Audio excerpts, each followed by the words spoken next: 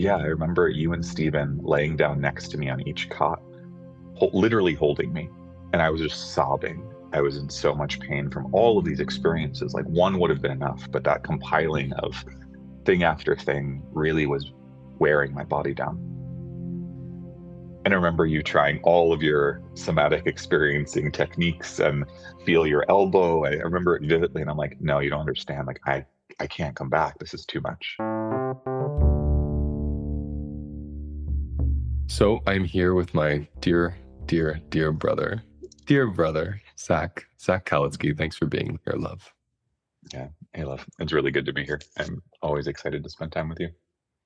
Me too. And this is your first time being here by yourself, right? This is the first time one-on-one. I've done several group interviews with the men's group and the other facilitators and the retreat team, but I've never done anything one-on-one with you like this.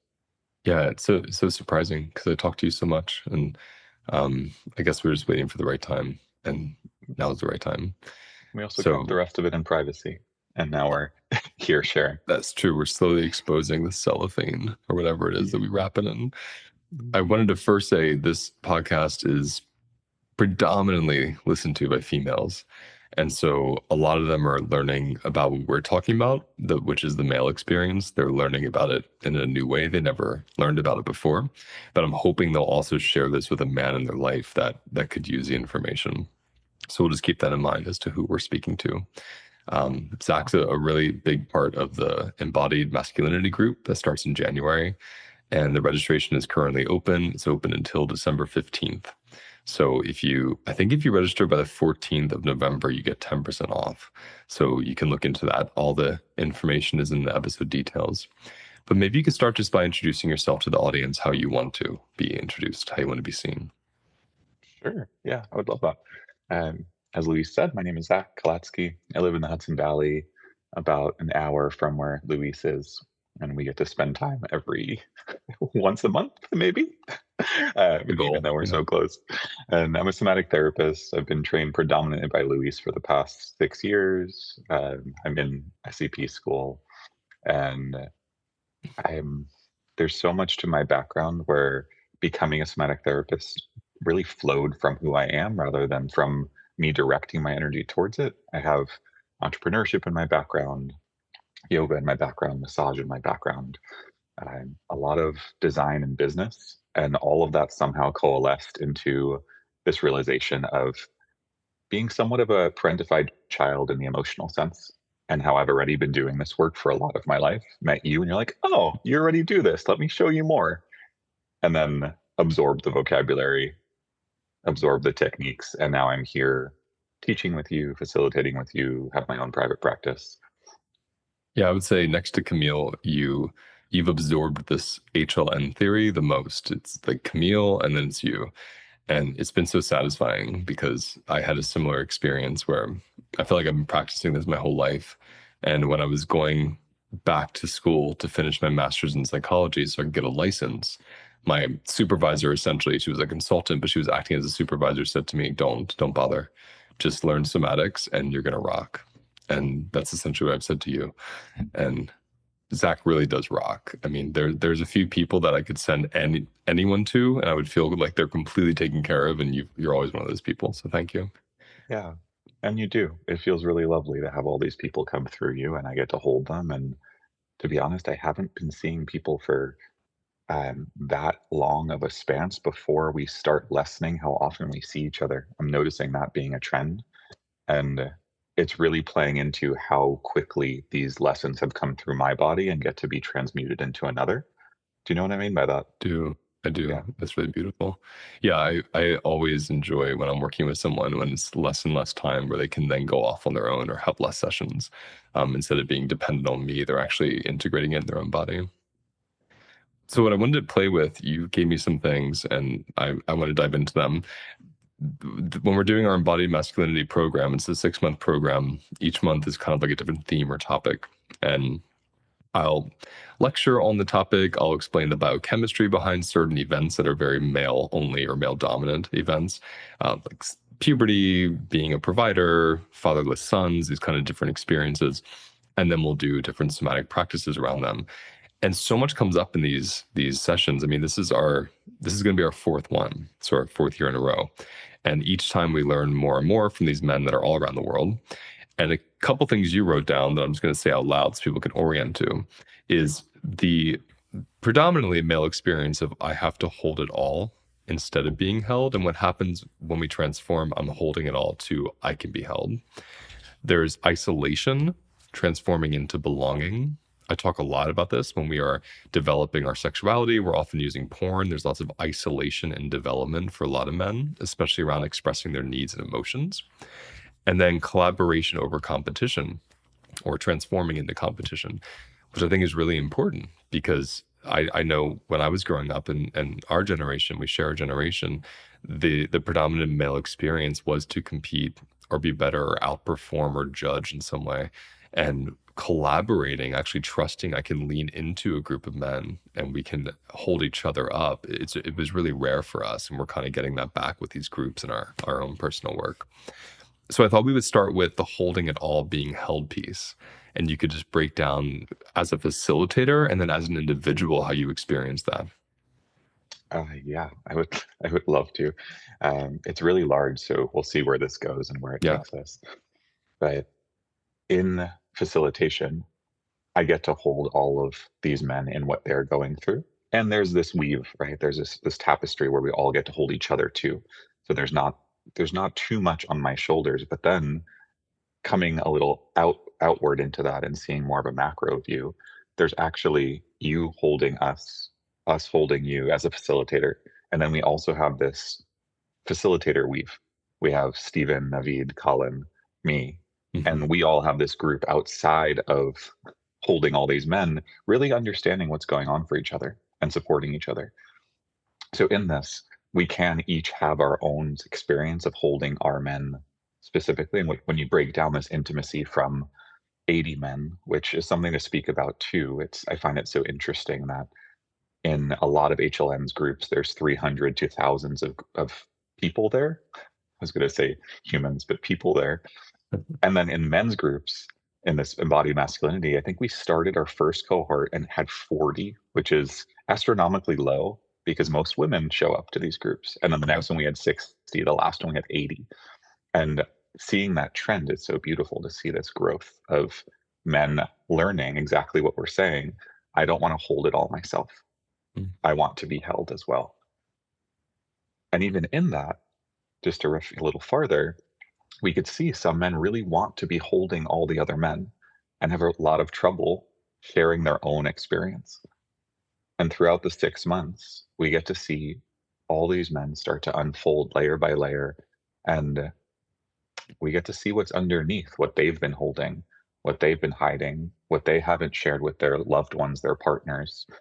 And it might even be worth sharing some of those intimate details. It would be anonymous, I imagine, but let's see where that goes because so much comes through even in the first month. But then once you get to the sixth, and then potentially even to the extensions that happen if men want that, there's so much trust that can be held by the group. Yeah. A couple things I want to pin that you said. First thing is just the population, the size of the men that come into the space. Just like you said, these are predominantly female spaces. And I think it's interesting because in the world we talk about privilege, and it's really easy for people to, in America at least, to hear privilege and think male. Like no one ever says female privilege. I've never heard that. In the realm of self-help, it's completely reversed. It's female privilege is self-help. No one usually puts you down, for your sex or gender as a woman when you go to look for help and you kind of lean into being held or you want to learn how to being held. Men don't really do that. Men still, even in 2025, it's really hard to get men into groups that have to do with embodiment and interacting from a vulnerable place. There's men's programs that have very little to do with embodiment. It's more like let's be really big and let's find out what our purpose is and let's come together to have a direction and integrity and kind of like these overarching male themes. But what I find so special about our group is it's a place where men actually invoke their feminine, meaning not feminine like how they move, although that can come up, but feminine like the energy of going inward instead of the developed masculine energy of going outward into the world, more, like in a dominating way or even a supporting or providing way. So it is really rare to have these spaces. And 40 to 80, it took us 3 years, to double it because it's so rare and it's a strange language to speak to the common man. So I kind of wanted to start there just by saying the proof is in the pudding of the tiny amount of people we get compared to the thousands that come to other things, because it's just for men and they're being invited to go within. So anything else you want to add to that, or as a man, what it's like to go to spaces of healing? Yeah, both of those. On the positive note, for the small amount of men, I am seeing the ripple effect of those men connecting to their community and sharing stories about. There's someone in this current cohort that mentioned they went on a hike and met someone on the hike and was telling them about their experience as a man and was able to share vulnerably and invited them to a dance party. And then they both went together later in that day. And could you imagine a man in like New York City seen as like toxic masculinity, right? That normal vision of a Yeah. man that we hear these days, inviting another man to a dance party and then not being seen as homosexual. Yeah, as Like you're saying it, I was assuming he was gay myself. he's not. He's Yeah, not gay. that's And amazing. the beauty of it was the man he invited happened to be one of my best friends who was in from New Mexico that he randomly met on a hike. And I was like, ooh, like I love these coalescence of like Yes, serendipitous situations. the mycelial connection continues. Yeah. Oh my gosh. So yeah, there's that. And then you're asking about my own personal experience as well, entering these circles of predominantly women. Yeah. Yeah. So Like I I've, specifically your experience in the predominantly female space and what it's like to be in a male only space. yeah. Okay. Understood. So yeah, entering into a female dominant space, there is actually this comfort in my body, to be fully honest. I think the feminine piece of myself gets to relax and be okay with being. I'll use the word flamboyant, but like the way Mhm. I dress, the way I paint my nails, the way I have my nose pierced or my ear pierced, a lot of those things are seen as feminine. And to me, it's just the way I present, it's the way I enjoy looking. And there's an acceptance in those communities where it's like, oh, safe man, he's got his nails painted. And it's like, this is just me. But it works for my life. And that just happens. And then going into a predominantly male space, even our spaces, that first month, especially the first year that we did this, the cohort, my body took it in as, ooh, these men are going to want to compete with me. Mhm. They're going to want to take. And it took my body 3 years to be like, oh, this is actually okay.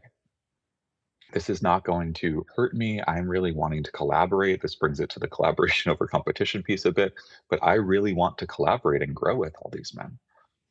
And there's one specific story that's coming to mind. I went to a retreat where um, it was a dance retreat, and we were all connecting. And it's important that they're a woman. This one woman was coming to dance with me, and she took a break, left the room, and came back and walked in with this man and came over to me to dance. And I was like, ooh, this man's going to want to hurt me because this woman is now coming to play with me. Mhm.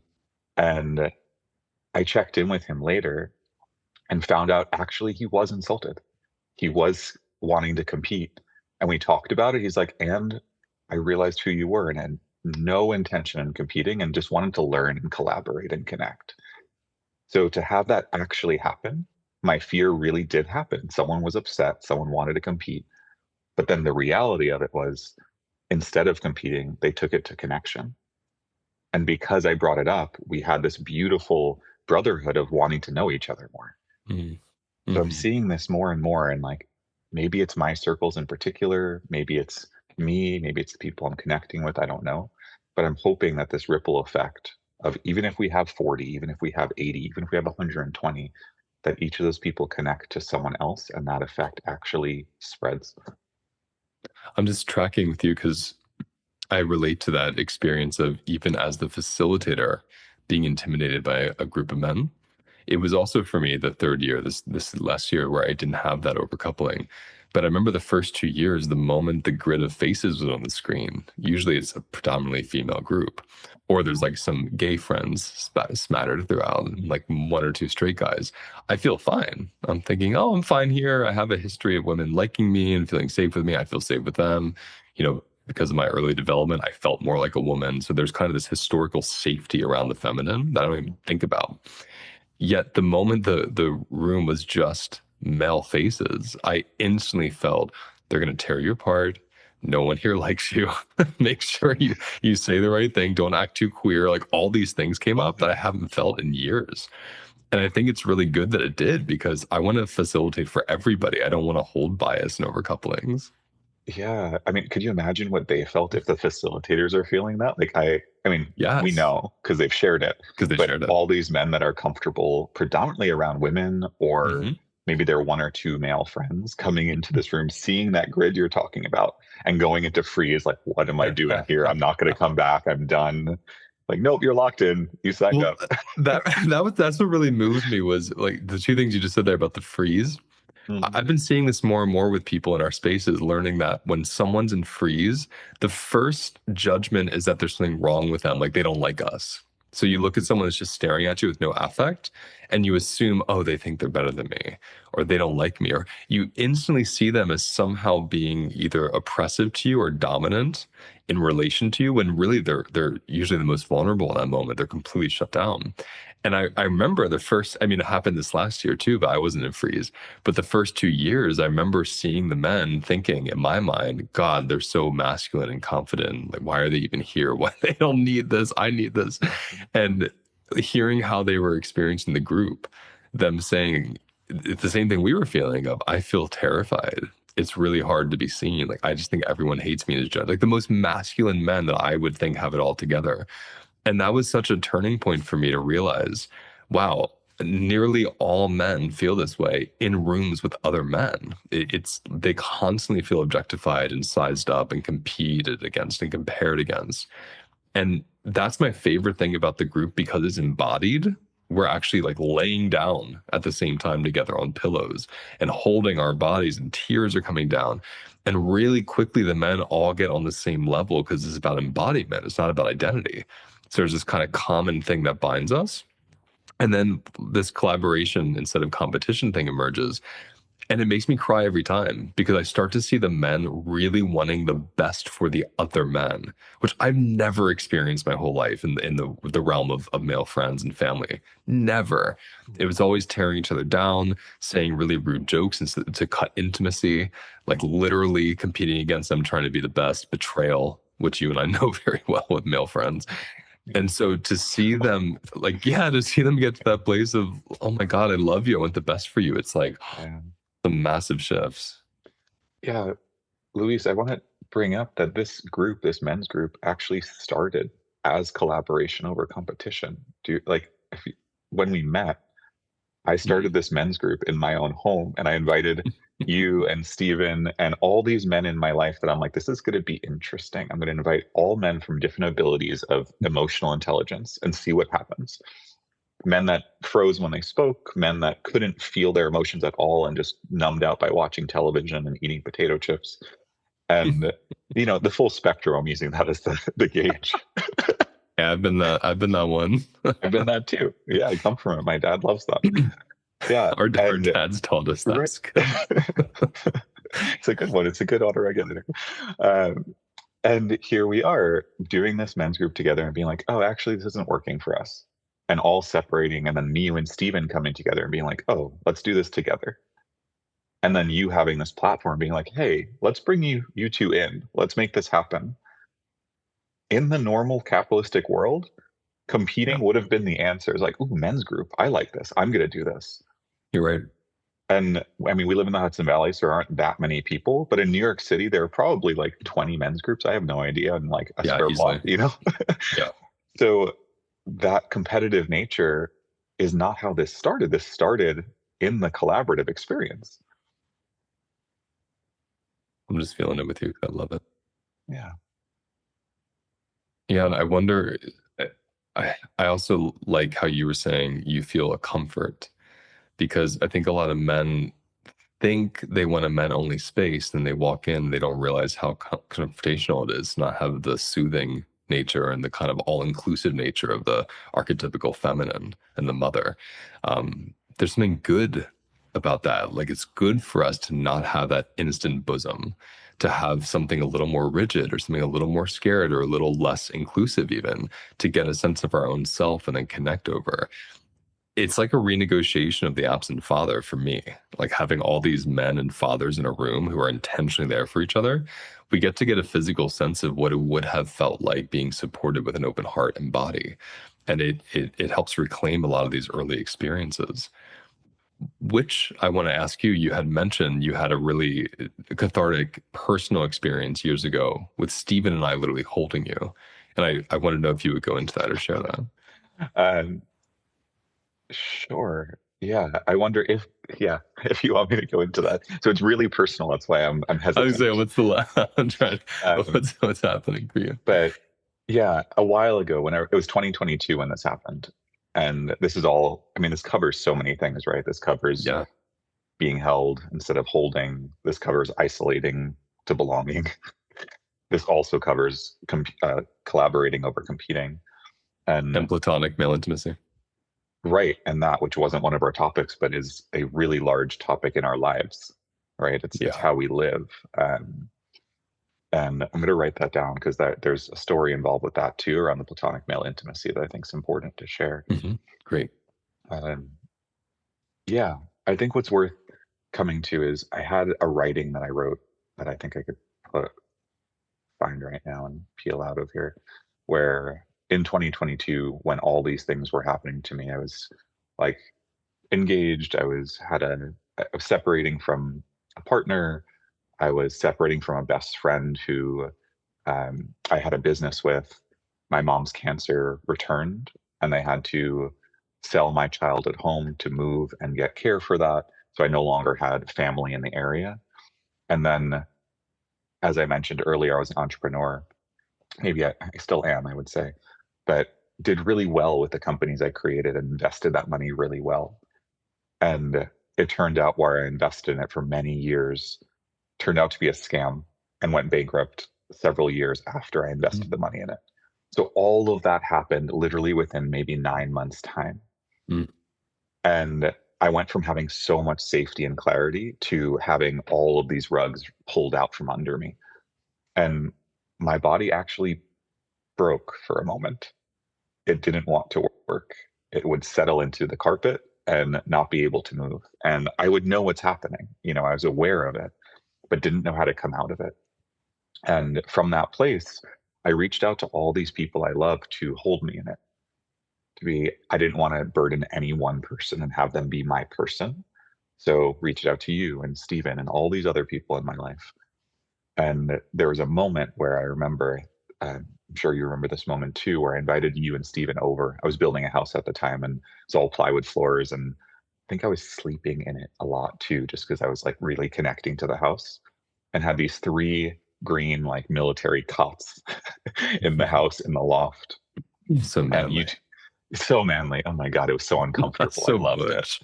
I slept terribly. I woke up in the morning with like no well rested experiences in my body. Like a And man. then, Like a man. yeah, like a man. But yeah, I remember you and Steven laying down next to me on each cot, literally holding me. And I was just sobbing. I was in so much pain from all of these experiences. Like one would have been enough, but that compiling of thing after thing really was wearing my body down. And I remember you trying all of your somatic experiencing techniques and feel your elbow. I remember it vividly, and I'm like, no, you don't understand. Like I can't come back. This is too much. Mm. And instead of coming back, what I needed was co-regulation. What I needed was people that I knew that they could support themselves so I could be supported in that. Listen, do you hear something?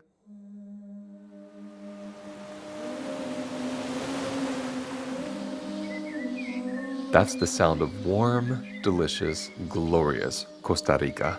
And this is where I am headed next.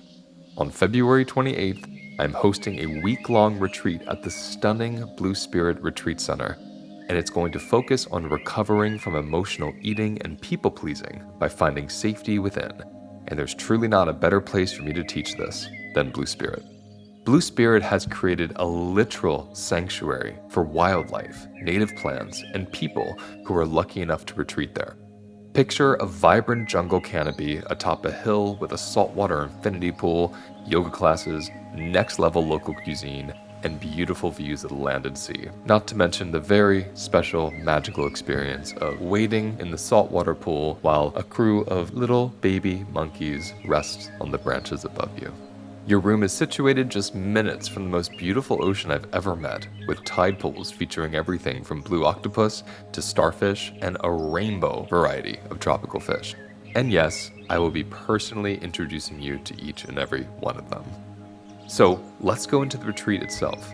I'll be joined by my dear friends Zach and Camille as we teach you the art of finding safety in yourself, especially as it relates to fawning and people-pleasing and eating habits, which are all very connected. I'm going to teach you how to eat to recover from stress and trauma, how to use food cravings as a compass for unmet needs, how to tend to your capacity for being seen and being uncomfortable so you can stop fawning so much, and how to embody and ground big emotions and sensations that arise in your body. It's an easy flight to the airport, and Blue Spirit will manage your transportation from there. Visit holisticlifenavigation.com and click on Events for more information, or click on the link in the episode details.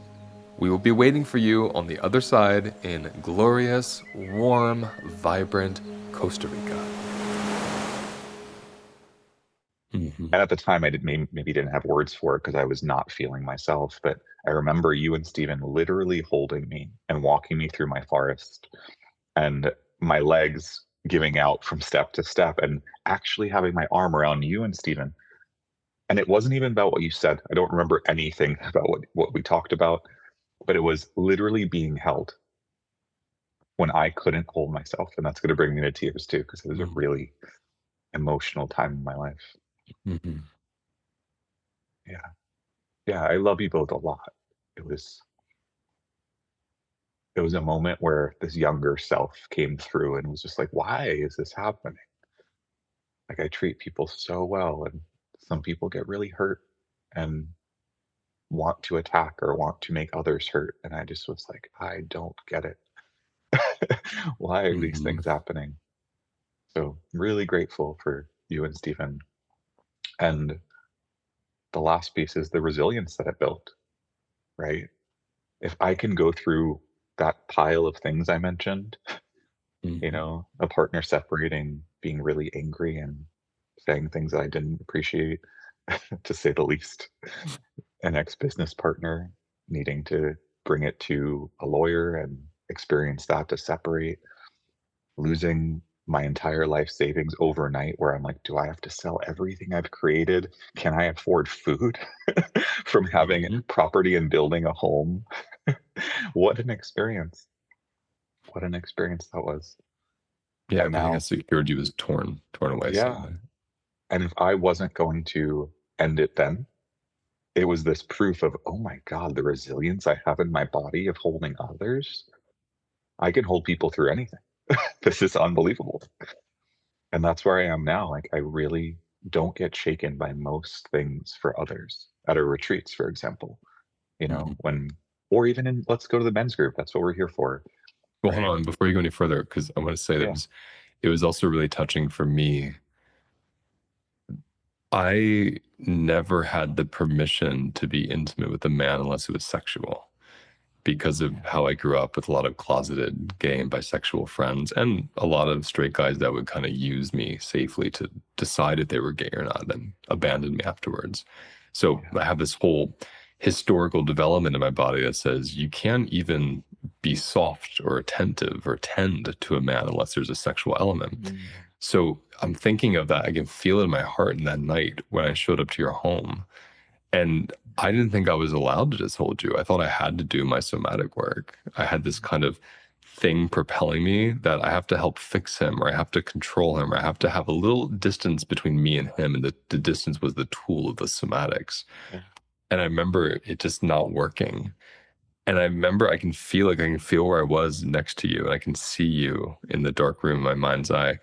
And I remember this fear coming up of I have to drop the idea of doing something and be super vulnerable and just like melt into this man. And it was one of the most profound moments in my life because it might have been the first time I ever melted into a man without sexual arousal. And so it was this massive uncoupling of, oh my God, it's safe to melt with a man without being assaulted or objectified or objectifying him. Like I got to just hold you like you were my son and my brother. And it was so gorgeous. So it was very, very transformative for me too. I know this is a podcast, so people can't see, but I'm crying hearing that. That's the first time you shared that with me. Yeah. I didn't know that at all. And yeah, it's really touching to know that when you're held by someone, how much they grow too, right? Hmm. Yeah. Like you held me and look what happened. And Hmm. I'm not saying that's what brought our connection together, but all these pieces of vulnerability that create us, it's beautiful. And now I have photos of us cuddling, watching like a a talk show or something with your wife and just like laughing together. And it's so normal. There's not a question that Hmm. that's out of the norm. Yeah, I mean, you and Steven have been the primary uncoupling, helping me uncouple this thing with men around intimacy and sexuality and objectification and all these, forbidden ways of Yeah. connecting. And it's just been so, like you said, how much it helped me to hold you. And I'm sure Steven will have his own story about that too. But it was so nice to have a man be completely outside of his defenses and deep in his vulnerability, and nothing sideways happened. There was nothing shady, there was nothing manipulative, there was no trauma response. It was just this beautiful experience of I get to just be here with you and for you. And it's still reverberating. I remember when after that happened, I made the decision that I could only spend a lot of time with men that could go to that level. I'm not like that right now, but for a few years after that, I was, because it was so new and I wanted to really steep in it more. So thank you. Yeah.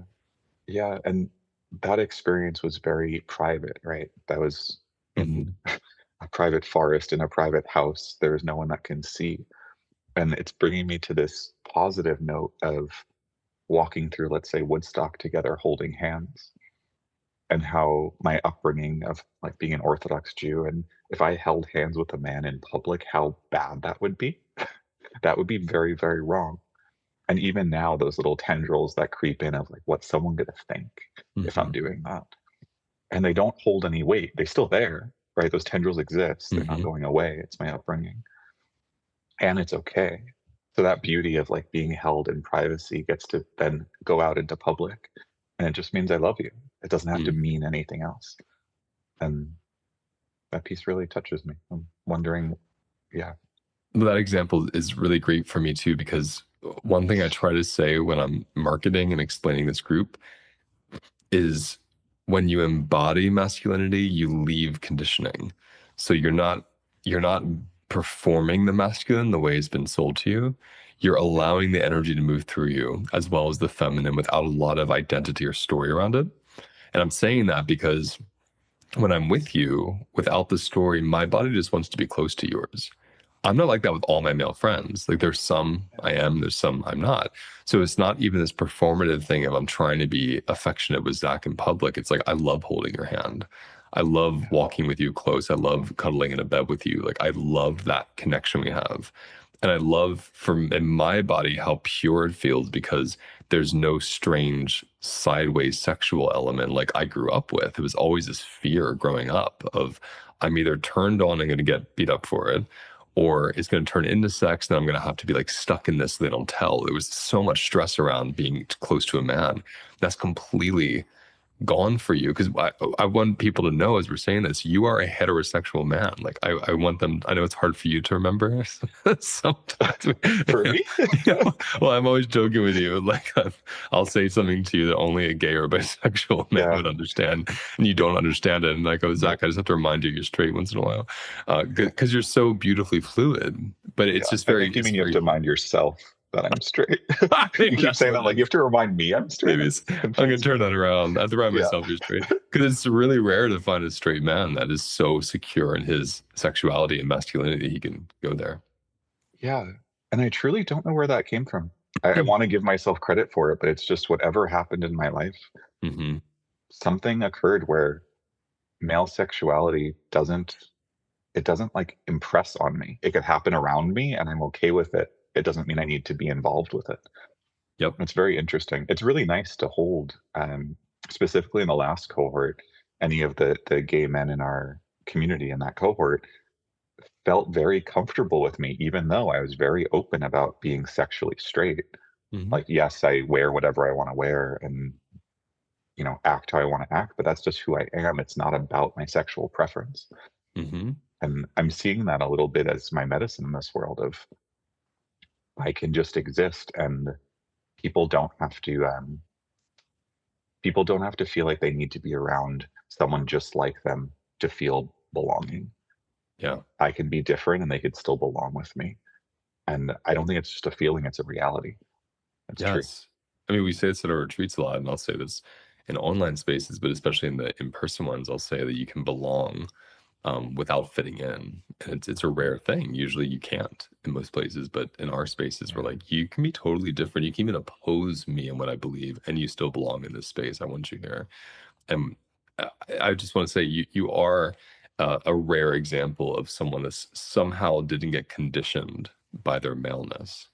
Like you have overcouplings that touch you. Like you said, the tendril of what are they going to think I'm holding this guy's hand in public? Like that's an Mhm. overcoupling. But you haven't, from what I've seen, I've met you later in life, you haven't twisted your integrity around because of what you've been sold or how you're supposed to be, how you're supposed to express. It is really, really unusual. It's a beautiful thing. It is, and it confuses me too. It feels, how children don't really hold on to things for too long. They Hmm. express it and then it disappears. It feels a little bit like that younger innocence of this child that's like, why would that be that way? I'm not going to do it that way. That doesn't make Yeah, any sense. it's true. Eamon often calls you the golden retriever because Explain. Yeah. I'm like, I because might take offense to this. I no, want to it's a know good more. thing. Well, you have the beautiful golden hair. Yeah. You're my only friend that has golden hair, by the way.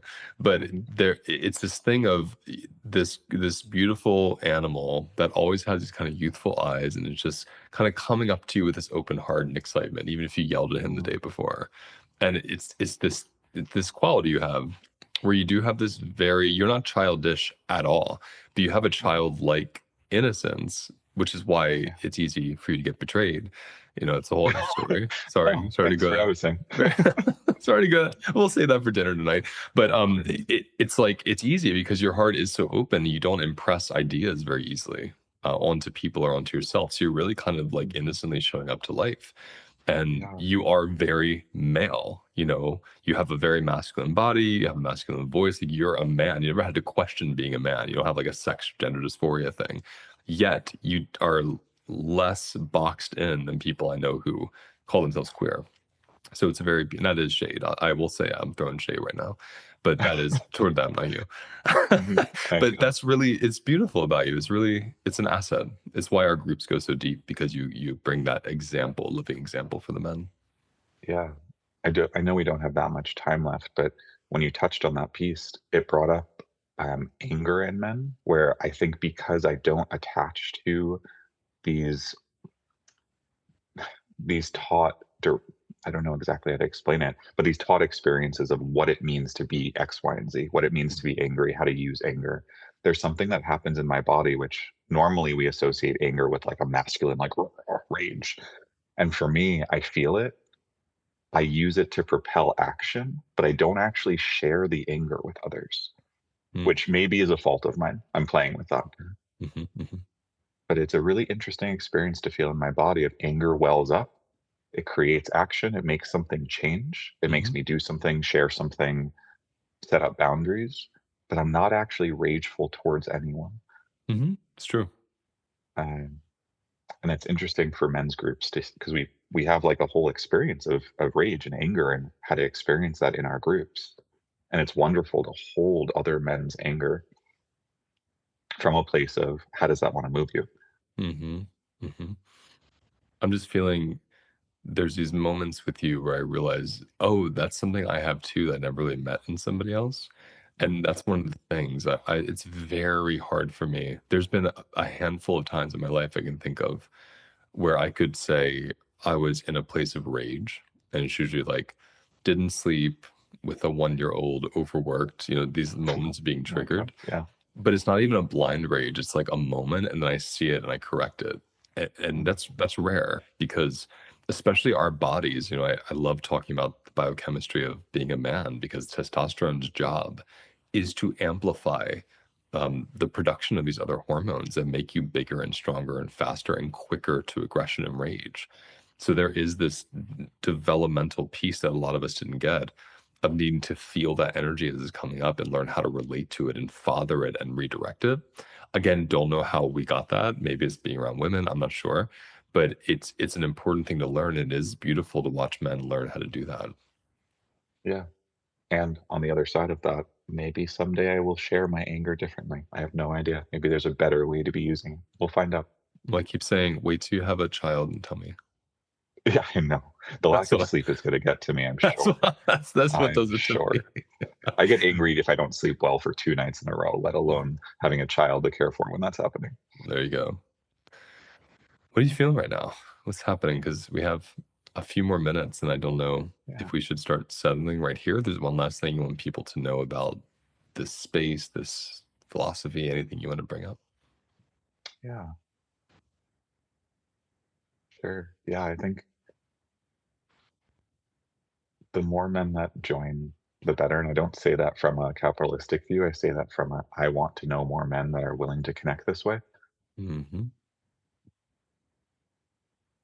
And I want to broach the topic of at some point, I'm excited to say we're going to do an in person men's experience. Yes, we are. We've Yes, been we are. talking about that for 3 years, and you have your book coming out next year. So obviously it's not next year, but really hoping for 2027 to have in person connections with however many men show up.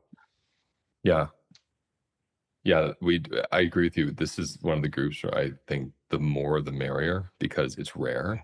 And I don't know if we're going to do this one the same way in 2027. It might skip a year. I have no idea what the next year will bring.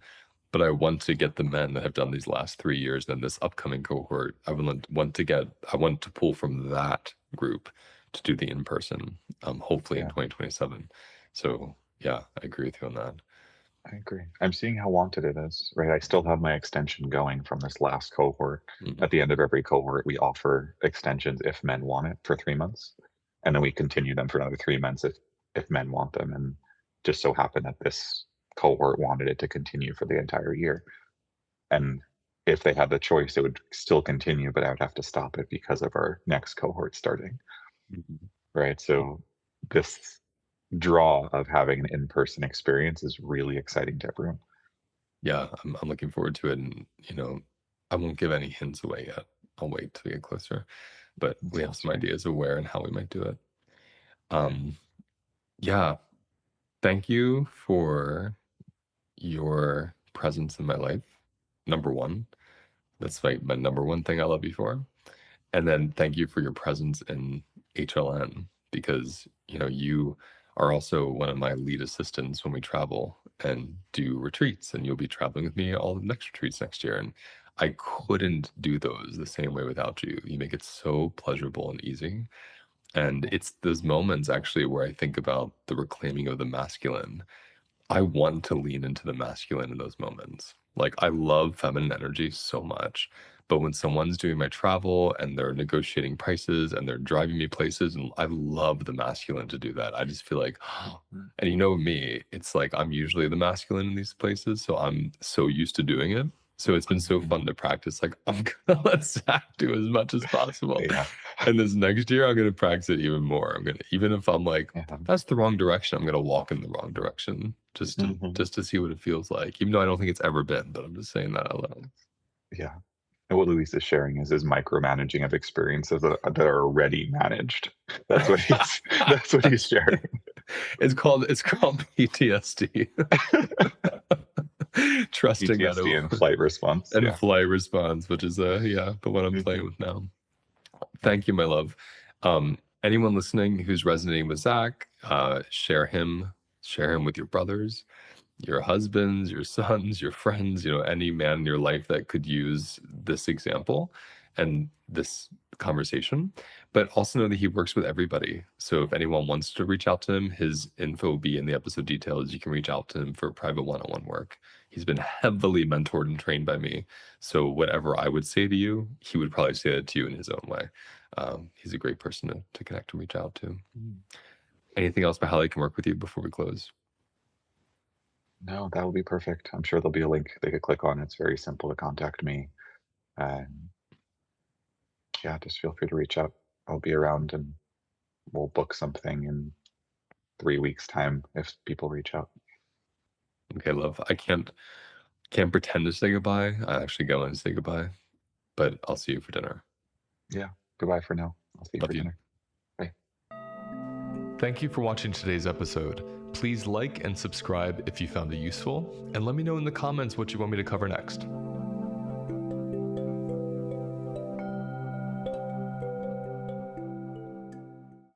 I have developed a 4-week self-paced course that takes 18 years of my personal and professional experience and puts it into one place where you can easily and quickly learn the foundations of recovering from stress and trauma. How does the food you eat affect your stress levels? How do the relationships in your life create stress or peace? How does the relationship you have with your body allow you to feel happier and more settled? I will cover all this and so much more in this 4-week self-paced course. And the best part, it's self-paced. You don't have to sign up at a certain date or finish it at a certain time. It's yours for life, and it's waiting there for you when you're ready to finish it. Throughout this course, I'll be teaching you philosophies and practices that combine my 3 favorite modalities: somatic experiencing, embodied parts work, and nutrition. For more information on this course, click on the link in my episode details.